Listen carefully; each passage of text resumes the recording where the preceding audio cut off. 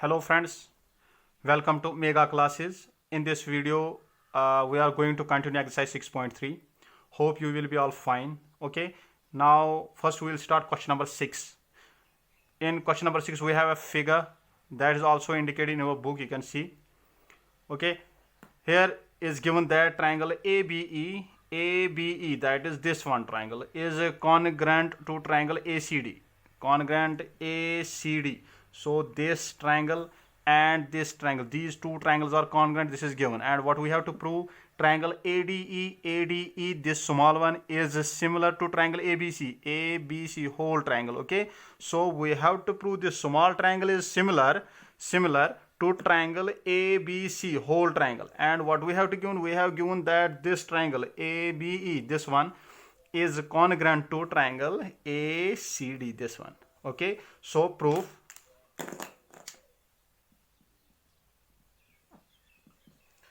Proof में हम क्या लिखेंगे, since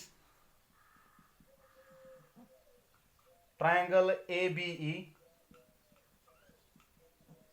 is congruent to triangle ACD, ये तो हमें गिवन है, which employees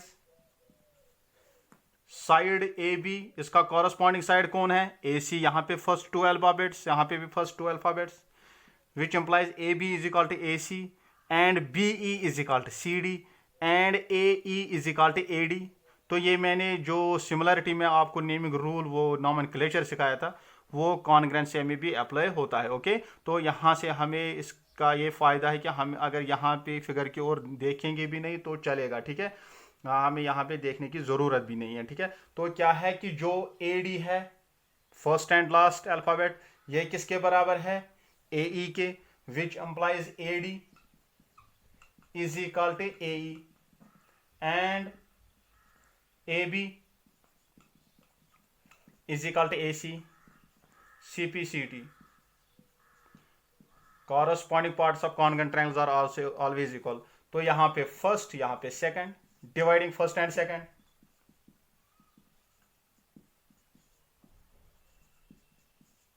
we have AD divided by AB is equal to AE divided by AC. ठीक है, तो मैंने इन दोनों को डिवाइड किया, AD divide by AB is equal to AE divide by AC. तो मैंने फर्स्ट और सेकंड को डिवाइड किया, तो यहां से मुझे ये रिजल्ट मिला है. ठीक है, now in triangle this ADE, ये छोटी वाली ट्रायंगल, एंड ट्रायंगल ABC, जो मुझे प्रूव करना है कि ये दोनों सिमिलर है, यही दो मैं लूंगा. इन दोनों में क्या है, हमारे पास ये रिजल्ट निकला. We have AD divide by AB is equal to AE divide by AC, और इनमें एंगल ए कॉमन है, and angle A is equal to angle A common. ठीक है, मैं यहां पे आपको सिखाऊंगा ये क्या है. अगर हमारे पास दो ट्रायंगल्स है, अलग अलग में बनाऊंगा, ADE, और कौन सी ट्रायंगल में अलग बनाऊंगा, ये ABC.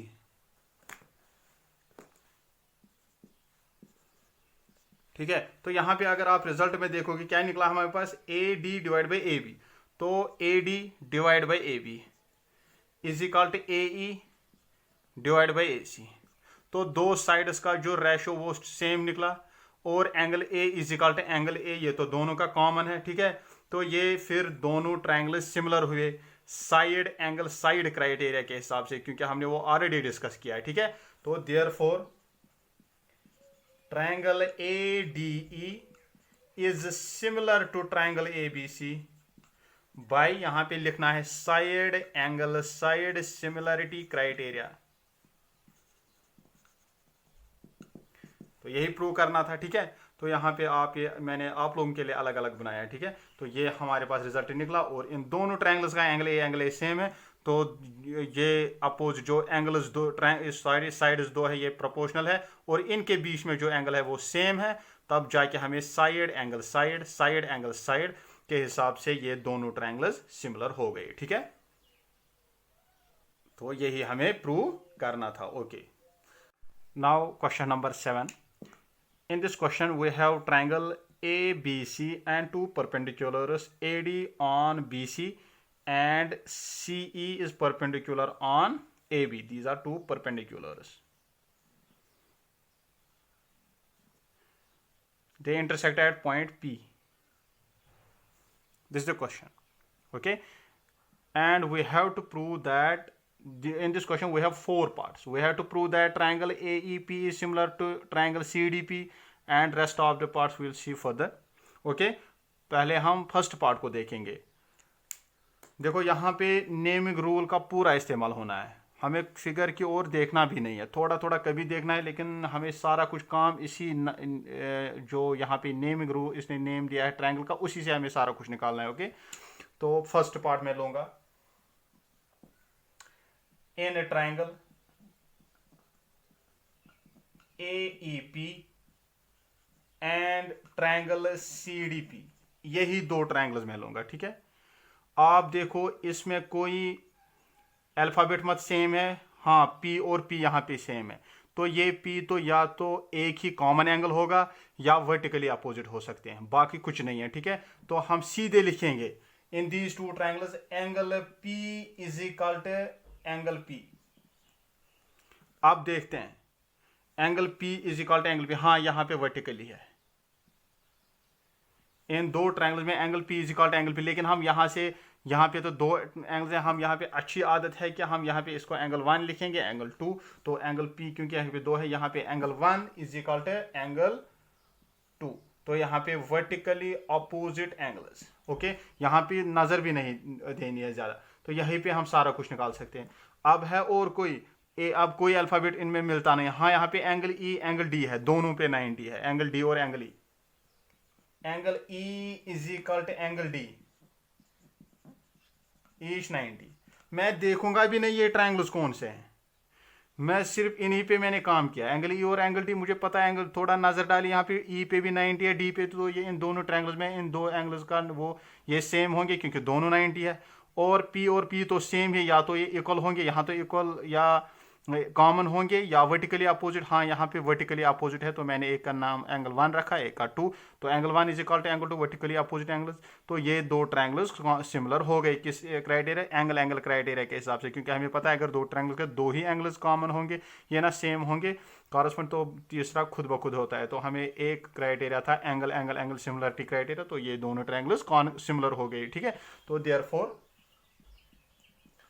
triangle AEP is similar to triangle CDP by angle similarity. तो पहला पार्ट मैं 1-2 दिखाऊंगा, बाकी 2 आप खुद करना है. मैं दूसरा देखो, आप दूसरे की ओर देखो. In triangle ABD and triangle CBE. अब अगर आप डायरेक्ट इस पे काम करोगे, यहाँ पे कॉरस्पॉन्डेंस ढूंढोगे, तो यहाँ पे खो जाओगे आप, मुझे पक्का पता है. ठीक है, तो यहाँ पे क्या है, एंगल D और एंगल E है. D और E तो ये बराबर है. Angle D is equal to angle E. क्यों? ईच 90. मैं देखूंगा भी नहीं कौन सी ट्रायंगल है.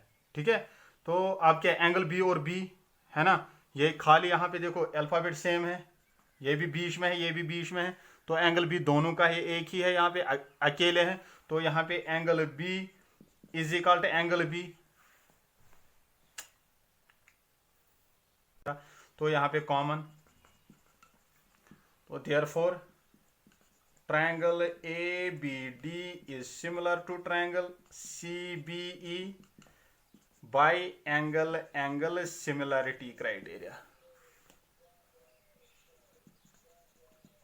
ठीक है, तो प्रूव दोनों पार्ट. ठीक है, now third part. In triangle AEP and triangle ADB. ठीक है, यहां पे वो है, यहां पे बीच में एंगल E और D दोनों 90 है. कौन सी ट्रायंगल है हमें यहां पे देखने की जरूरत भी नहीं है. Angle E is equal to angle D each 90 degree. यहाँ पे A फर्स्ट अल्फाबेट, यहाँ पे फर्स्ट अल्फाबेट A. अब यहाँ थोड़ा नजर देनी है, एंगल A. हाँ, यहाँ पे दो है, एक ये भी हो सकता है, ये भी हो सकता है, ठीक है।